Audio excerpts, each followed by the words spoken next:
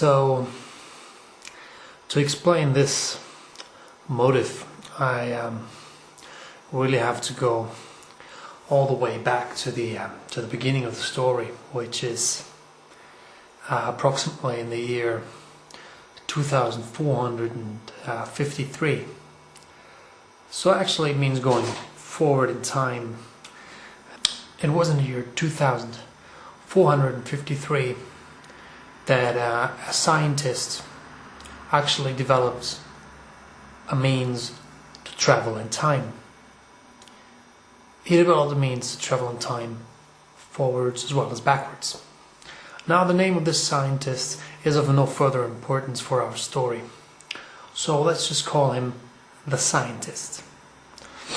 He developed this way to travel back in time, and when he discovered that, he realized that he didn't really want to tell anyone about it because he was afraid that the technology might be used for purposes of warfare.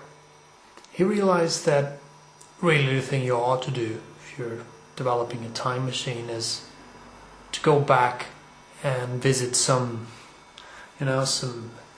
events that happened in the past that might be important.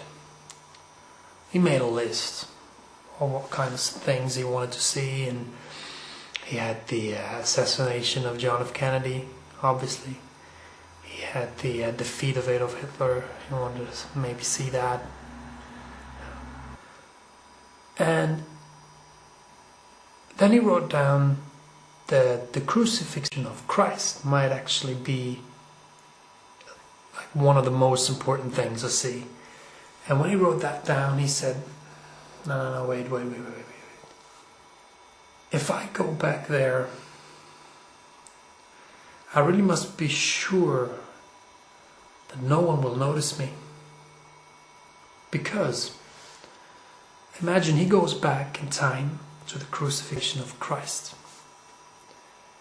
and he gets noticed. Like he appears out of the middle of nowhere, in front of the cross, Then that would alter history. Maybe profoundly. Maybe we just cease to exist.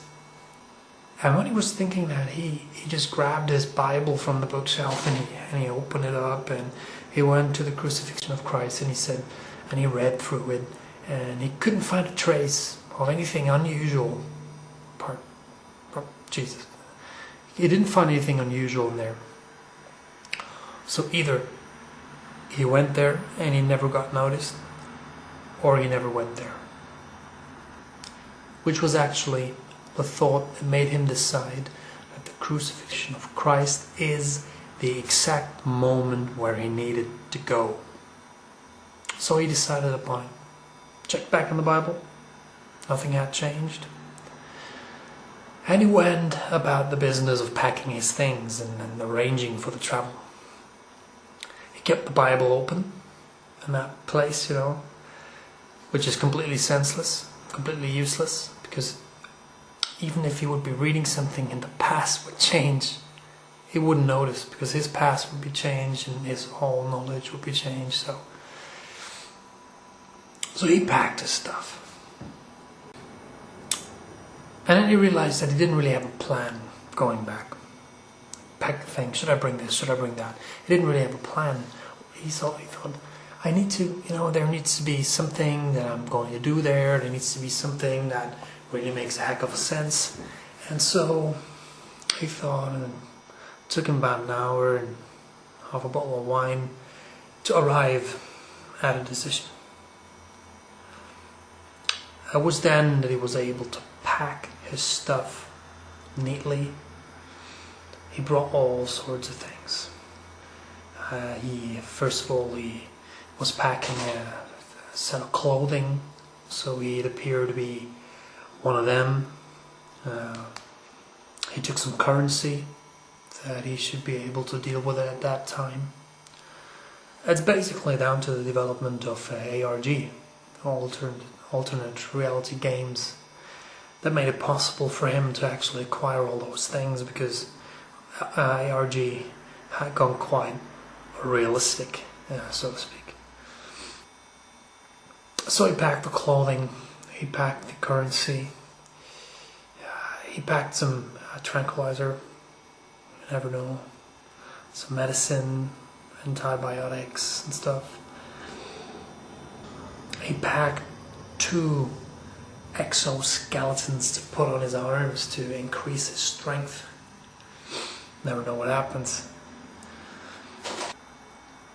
And he packed enough energy so he could actually sit back and forth, find the right time, the right place, and travel back forward into the future, because that was like a vital part of his plan.